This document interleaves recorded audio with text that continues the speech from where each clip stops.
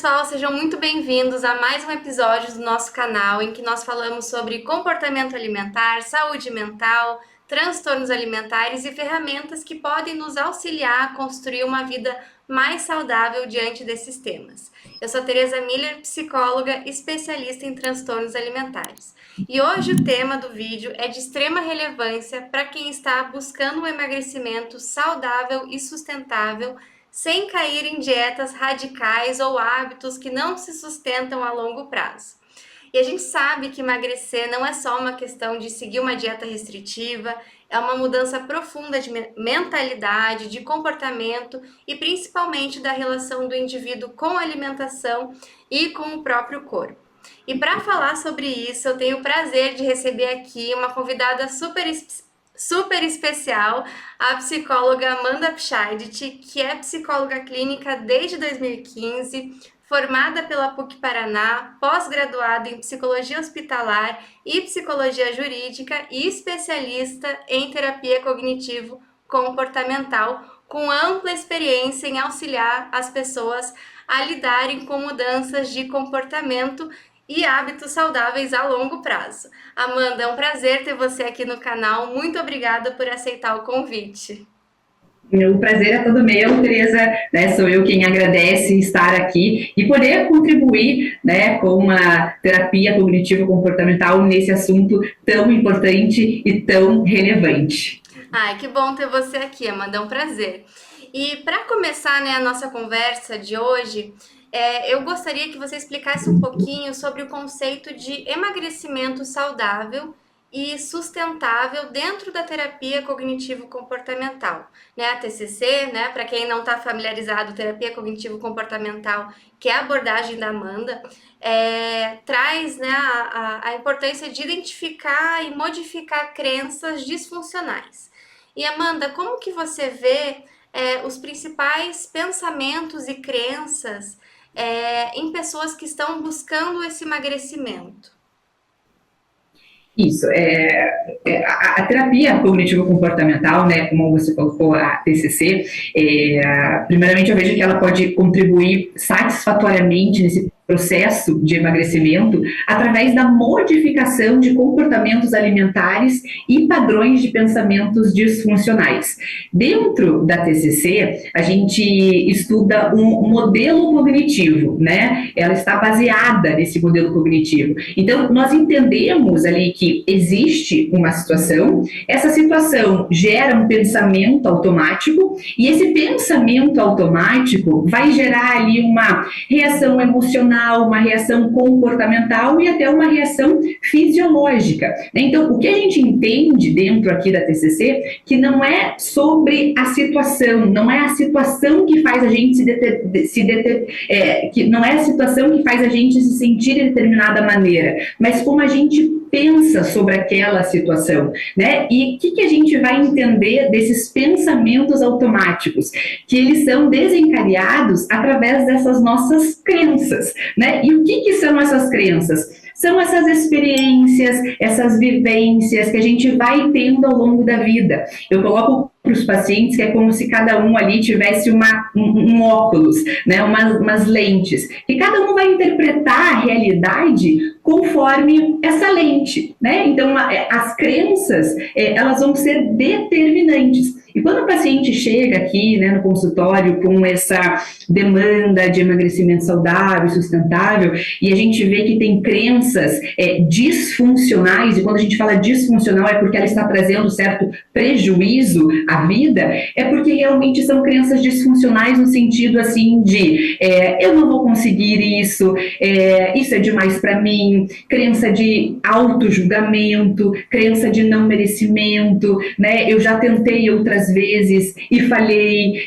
vai dar errado de novo. Só que eu acho, Tereza, que isso que é o grande o que é o mais incrível da psicologia aqui, que a gente entende que se todo comportamento ele é aprendido, a partir de agora a gente pode aprender coisas novas, né? A gente tem essa habilidade cognitiva de então começar a trazer para esse paciente novos hábitos, novas maneiras de pensar e agir para que realmente, né, seja sustentável e que principalmente colabore para a saúde mental desse paciente. Não, e isso é incrível, né? Porque assim, a percepção que a pessoa desenvolve e constrói ao longo da vida dela, dentro da terapia, a gente consegue olhar para isso com cuidado e a pessoa consegue ressignificar isso, né? Não necessariamente porque ela cresceu ouvindo que ela não era capaz, que ela era inadequada, que ela era desajustada, que na vida adulta isso necessariamente precisa permanecer. Claro que vai deixar marcas, mas essa pessoa ela consegue, né, por meio da terapia, por essa sensibilidade, olhar para isso de novo com um novo olhar, né? Que isso não precisa ser determinante para o resto da vida. Eu coloco assim a importância de olhar para todo esse passado, olhar para todo esse contexto, reconhecer essas sombras, aceitar tudo isso, mas a partir de agora criar uma rota para mudança, né? Exato. E isso é extremamente necessário para começar a incluir, né, mudança de hábitos, novos estilos de vida, enfim. Porque é possível, né? Mas a gente vê que no consultório muitas pessoas chegam tão sem esperança mesmo, por já terem tentado emagrecer já há muito tempo, sem sucesso, sem conseguir estabelecer uma mudança de hábito e de perspectiva sobre si mesma, que a gente também precisa fomentar essa esperança muitas vezes para a pessoa ver que sim, ela é capaz. E dentro disso, eu queria te perguntar assim, como que você utiliza esses pilares da TCC no sentido de auxiliar essas pessoas a modificarem esses comportamentos e essas crenças de uma maneira prática na perspectiva de um emagrecimento saudável e sustentável? Eu acho que quando a gente vai falar, né, desses pilares, a gente precisa entender que os hábitos, né, eles existem para automatizar aquilo que o nosso cérebro não precisa mais prestar atenção, digamos assim. Mas quando nós queremos gerar uma abundância significativa na nossa vida, né, que realmente ali traga mudanças significativas, nós precisamos da nossa atenção. Então, não só precisa da atenção para aprender essa nova coisa em si, mas também para gerar recompensas, né, ao realizar este novo comportamento, né? Então, o que eu gostaria também de frisar é que a sua consciência, ela é capaz de gerar recompensa, né? E quando a gente entende isso, isso vai gerando mais qualidade de vida, né? Não só por conseguir chegar mais perto desses objetivos, mas porque vai melhorar a autoestima, a autoeficácia, a autoconfiança, enfim. Mas quando a gente vai falar, né, dessas mudanças, Tereza, eu acho que é muito importante mencionar que é algo processual, é um processo, né? Então, dentro aqui da TCC, a gente traz alguns estágios dessa mudança, né? Então, o primeiro estágio que a gente coloca que é a negação, aonde às vezes o paciente justamente não tem ainda essa consciência, né, de como aquilo está fazendo mal para ele, né, às vezes a situação atual dele em questão de saúde não está favorável, ou às vezes ele se nega a querer essa mudança, a querer adquirir novos hábitos. Então, o primeiro estágio que a gente coloca é essa negação. Mas quando ele vai para um segundo estágio, que já é essa contemplação, a gente entende que daí o indivíduo já consegue identificar que esses hábitos estão trazendo ali prejuízos, problemas na vida dele, mas às vezes ele não está conseguindo, neste momento, criar novas formas de pensar, novas formas de agir, aquela velha história, né?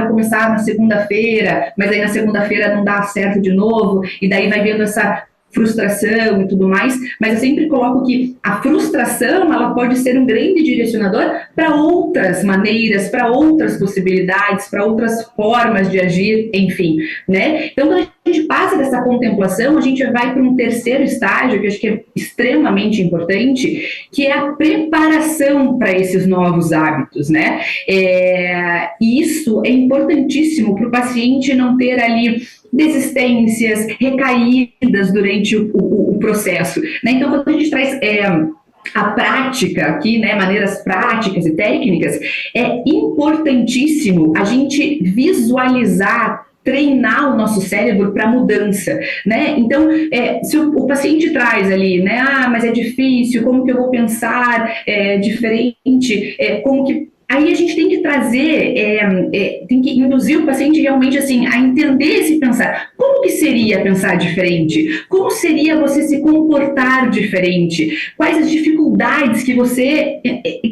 encontraria nesse processo de mudança? O que é o mais difícil para você nesse processo? Como que você lidaria com esse difícil? Então, como eu falei, isso é extremamente necessário porque você está treinando o teu cérebro para a mudança. Né? Então, esses exercícios de visualização, eles são importantíssimos para a gente ir trazendo para ação, que é o quarto estágio, né? E como eu coloquei ali no início, lembrar que essa ação é um processo.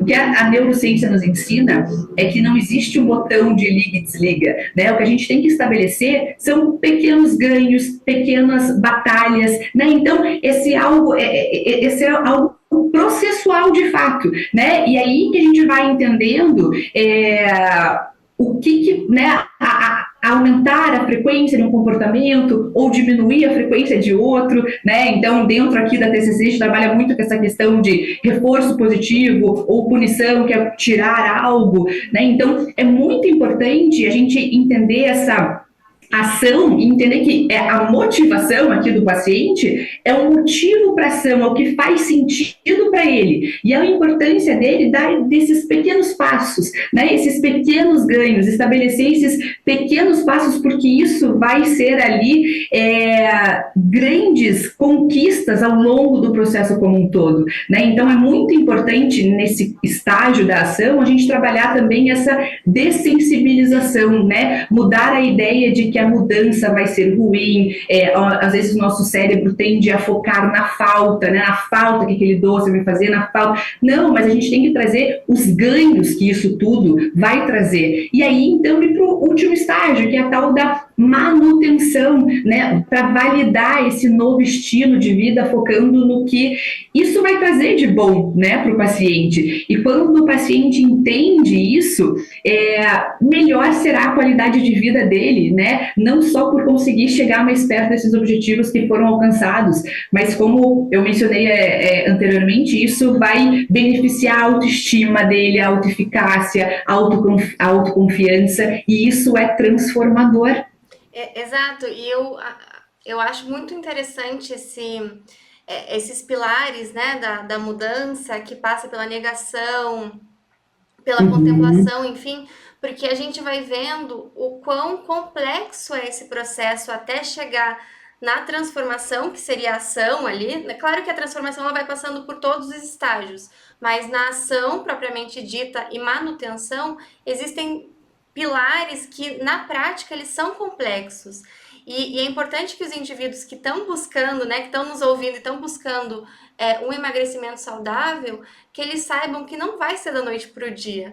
Não é da noite para o dia que a gente chega na ação e na manutenção, né? Seria esse botãozinho de liga e desliga, mas não é assim. Exatamente. Então, por isso que eu reforço, né, a importância desses pequenos passos, desses pequenos enfrentamentos, porque esses pequenos enfrentamentos vão te levar à sua nova versão, né, a versão que você tanto almeja. Então, sim, esses pequenos passos devem ser validados, né, e como a gente vem conversando também, a importância de de ir se mantendo, né, ao longo prazo, para não ter ali também mudanças tão drásticas, tão radicais, porque a gente sabe que isso vai ser insustentável ao longo prazo. Eu gosto de pensar, tem a perspectiva o meu supervisor sempre traz que o Leonardo Tondato, que foi o primeiro entrevistado daqui, ele traz a perspectiva que cada um tem a sua narrativa pessoal, que me parece que dialoga muito com essa perspectiva da TCC sobre como eu me percebo, como eu me vejo, como eu me sinto, faz parte de uma narrativa. E ao longo desse processo de mudança, essas narrativas elas vão se reconstruindo, né? A pessoa Exato. de início, eu não sou capaz de emagrecer, já tentei tantas vezes, mas aí, né, vai tentar emagrecer junto com acompanhamento, com uma psicóloga especializada, com uma equipe capacitada, ela vai reconstruindo essa perspectiva sobre ela mesma pelos pequenos passos, né? Sabendo que para manter exige tempo. E eu acho importantíssimo você mencionar isso. Teresa até estava numa palestra sobre obesidade, enfim, e o palestrante colocou, né? Agora eu vou apresentar para vocês a causa da obesidade, né? Vamos trazer aqui um exemplo, por exemplo, obesidade. E daí quando ele trouxe, era uma teia, né? Com diversos, inúmeras itens e questões, enfim. Então, entendendo isso, que é muito mais complexo, né? Que não é fácil, né? Realmente são várias questões envolvidas e entender que cada pessoa é única, cada corpo é único, cada metabolismo é único, né? Então, e a gente vê como na clínica existe também essa comparação injusta, né? Então, primeiramente, respeitar cada indivíduo, cada processo, e por isso aqui que eu reforço, né, que às vezes um passo pequeno para mim pode não ser nada para você, mas para mim é extremamente significativo, e isso deve ser validado,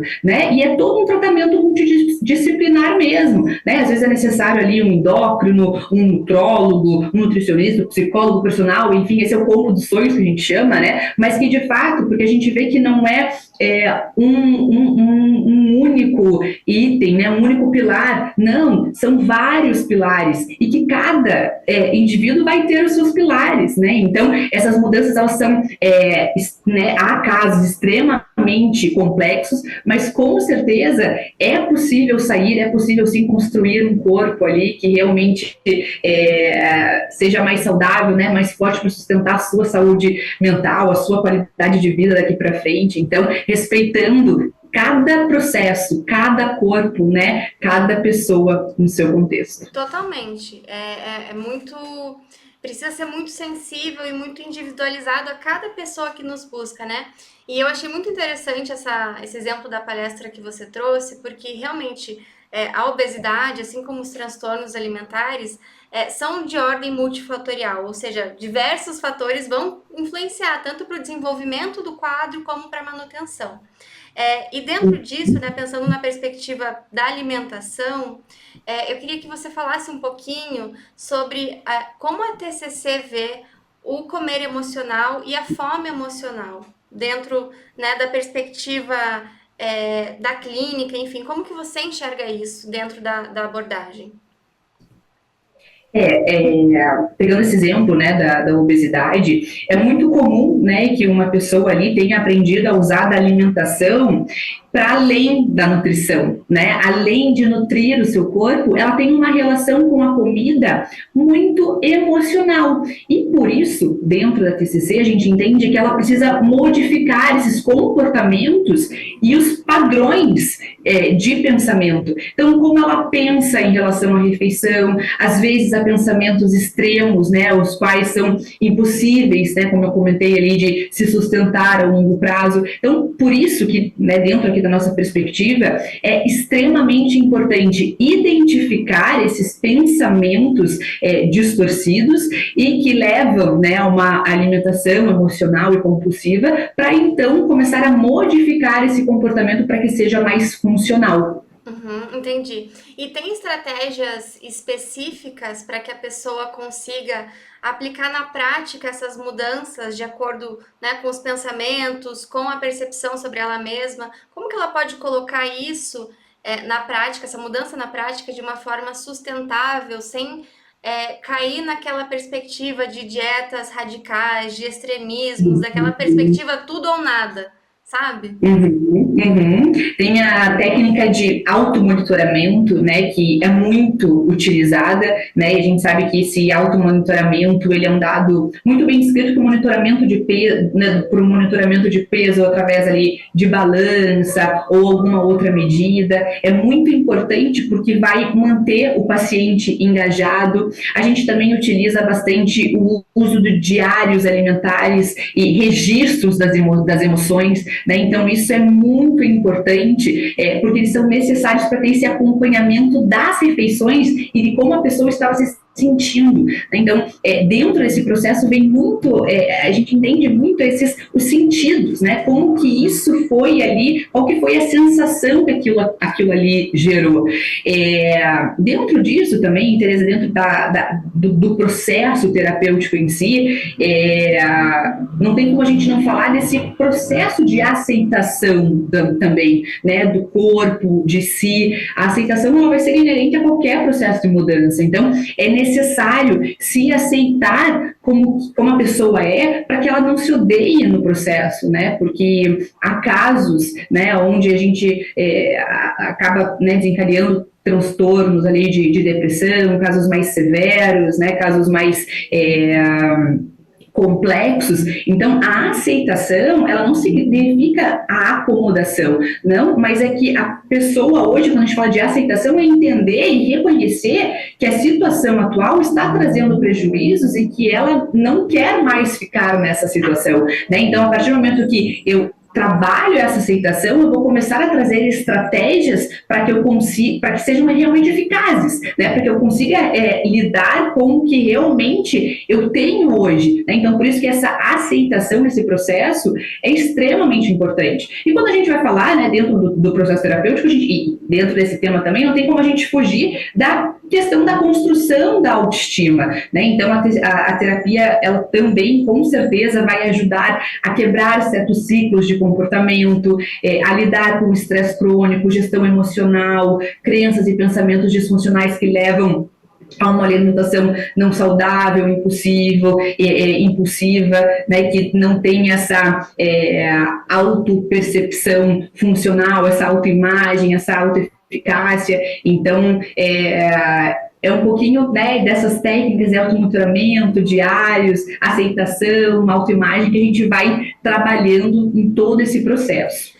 E o interessante é que todas essas técnicas que você trouxe, né, da pessoa escrever ali no diário como ela estava se sentindo, o que ela comeu, quanto ela comeu, a que horas ela comeu, se ela faz o monitoramento ali do que ela tem feito no dia a dia dela, assim como aceitar o quadro em que ela está hoje, ela aumenta a consciência sobre ela mesma. E quanto mais se amplia essa consciência sobre si, mais a gente tem recurso e desenvolve recursos para lidar com essa perspectiva de mudança e perda de peso. Porque se a pessoa nega o quadro atual, se ela está ali na negação, ali no primeiro estágio que você trouxe de mudança, dificilmente ela vai ter uma consciência clara sobre o que está acontecendo na rotina dela, sobre o que está acontecendo na vida dela. E pode ser que ela até coma de forma automática, porque pode ser que a vida dela esteja ali acontecendo de uma forma tão inconsciente, na sombra mesmo, que ela não tem essa percepção do que está acontecendo. Então, essas estratégias fazem com que auxiliam com que ela retorne para o dia a dia dela e para o que está acontecendo com ela, né? E uma coisa que eu também fiquei pensando é que algumas pessoas, ao longo desse processo de emagrecimento, elas estão seguindo ali o planejamento, elas estão aumentando essa percepção sobre elas mesmas, mas às vezes a gente percebe que existem alguns comportamentos que vão contra aquilo que ela está desejando, que seria, por exemplo, o processo de emagrecimento, que é o que a gente chama de autossabotagem, né? A pessoa está num caminho ali e, de repente, muito entre aspas, ela começa a seguir outro caminho, né? E como que você vê esse exemplo, né, da autossabotagem no processo de emagrecimento E como reconhecer se a pessoa está passando por isso e como que ela pode lidar melhor com esses padrões, entendendo que ela está em sofrimento, mas que tem alguma coisa ali acontecendo dentro dela que está levando ela para o caminho oposto.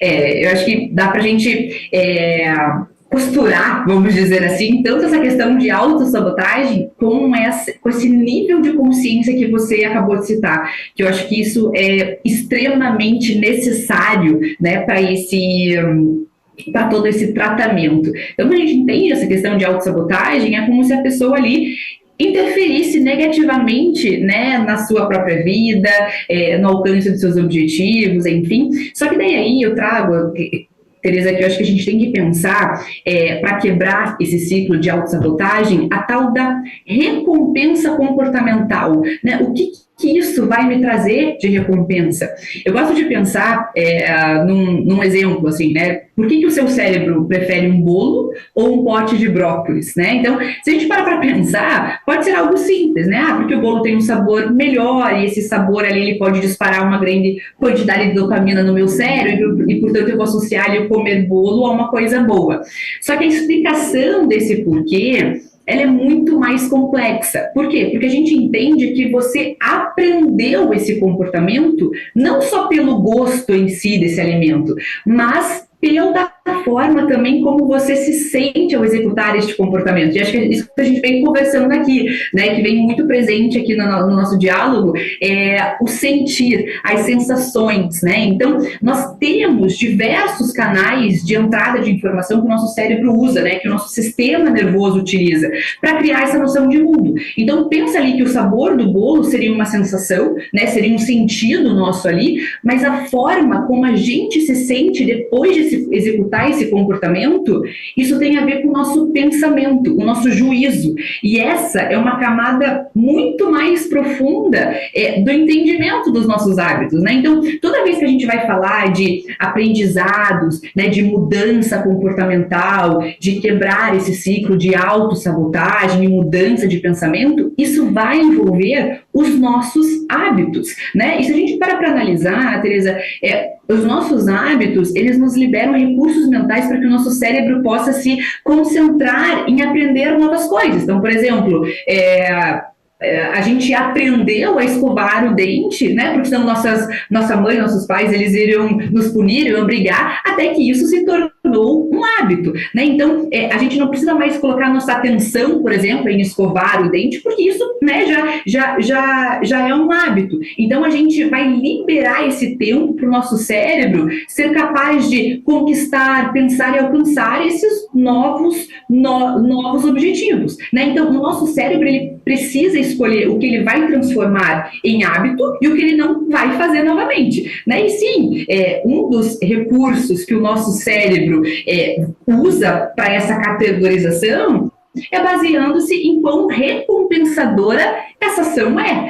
Só que, de novo, Tereza, existe essa questão da sensação, né? Como aquilo é percebido no meu corpo, pelos meus sentidos, mas também isso é passado pelo lugar de atribuição de significado, né? Qual que é o juízo que eu faço desse comportamento? Isso também importa, né? Então, aqui, Tereza, que eu, né, realmente, assim, eu vejo como a gente, às vezes, perde o contato com a importância do nosso julgamento. Então, qual que é a nossa responsabilidade aqui em estabelecer novos hábitos? É justamente esse entendimento de que, em diversos momentos, o nosso julgamento sobre aquele comportamento é extremamente importante para o nosso cérebro, né? Para o nosso sistema nervoso perceber que esse comportamento ele é um potencial para se tornar um hábito, né? Então, por exemplo, a questão do bolo, não é só a questão do açúcar, né? Existe ali todo um significado do bolo, né? Eu fui ali a festas de aniversários, a celebrações,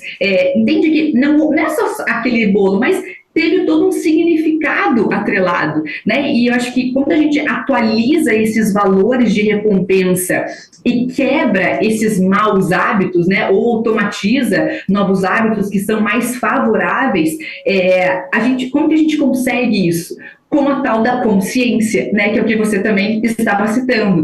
É você buscar informações as quais você possa usar como ferramentas para associar esse novo comportamento a algo benéfico, o que você vai ganhar com tudo isso, né? Então, essa sensação de recompensa, ela é atrelada a significados, e você é capaz de criar um significado através da sua consciência. E eu acho isso, assim, revolucionário, né? Porque quando a gente pensa em mudança comportamental, em aprendizado, você de fato consegue, né? Você pode começar a acreditar que de fato você consegue, né? Que você é o seu principal agente de mudança na vida. Por quê? Porque você possui a tal da consciência, né? E ela é muito poderosa, ela te faz muito forte, né? Então, toda vez que a gente tem ali um gatilho e você por exemplo, eu quero comer doce, né? Mas eu consigo colocar outro comportamento no lugar,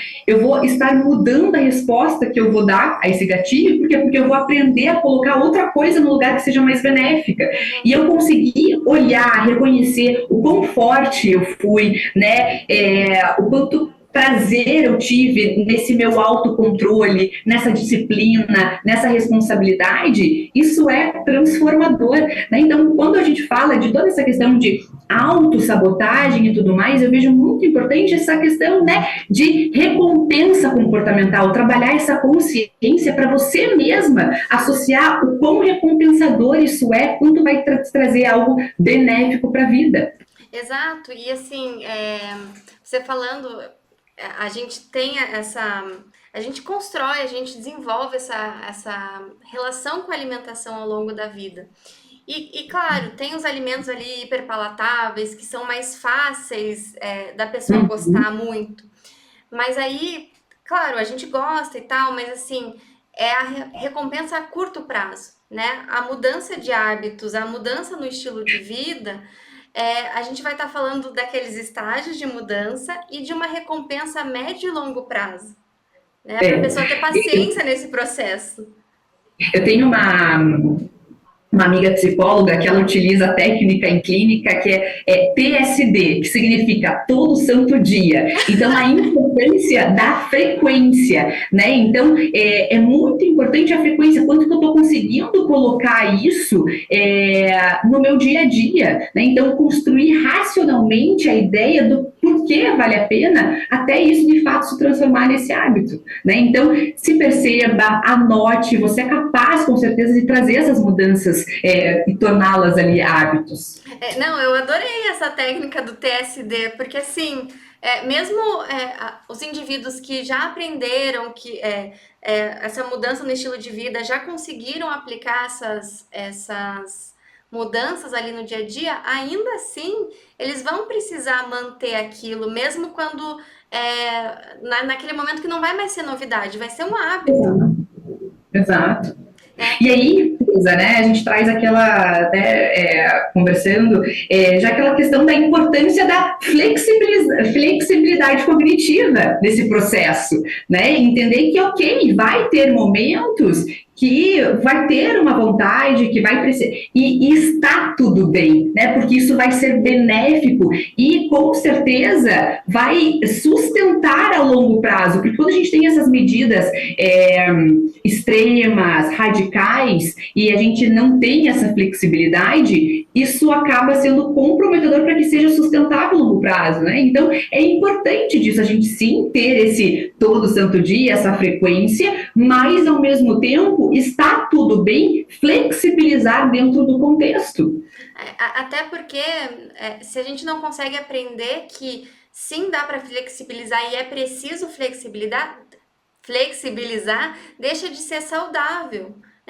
Por exemplo, se a pessoa começa a pensar que todo alimento precisa ser extremamente nutritivo e saudável e ela não pode comer mais calorias em tal dia, pode ser que em algum momento ela deixe de aproveitar ambientes festivos, deixe de comer um bolo em família, comer algo em algum aniversário, né? Isso é importante. E aí outra área da vida pode ser prejudicada, né? Às vezes o relacionamento, né? Então, às vezes, enfim, então a importância disso para que realmente haja esse equilíbrio nessa mudança de hábitos. Por isso que é muito importante que a pessoa tenha ali o acompanhamento de uma psicóloga nesse processo, para ela conseguir manter e entender as possíveis dificuldades que vão ter ao longo do caminho, porque não é um caminho fácil. Mudança de hábito não é fácil. E por isso é importante, né, do auto-monitoramento, né, e desse diário das emoções. Então, tudo isso vai ser muito benéfico para o acompanhamento psicológico, porque, igual você falou, não é fácil, é complexo, mas com certeza essa ajuda, a psicologia aliada a esse processo, com certeza vai torná-lo mais leve, né? Porque às vezes a pessoa não tem essa expansão da consciência, por exemplo, em relação a essa questão da flexibilidade, né? Então é necessário isso. Exato. E dentro disso também, né, toda a equipe, como você mencionou, é muito importante a equipe de profissionais ali que dialoguem entre si, que entendam a complexidade e a possibilidade da pessoa fazer essas mudanças e ter realmente uma mudança na qualidade de vida, né? Que ela consiga ter uma melhor qualidade de vida.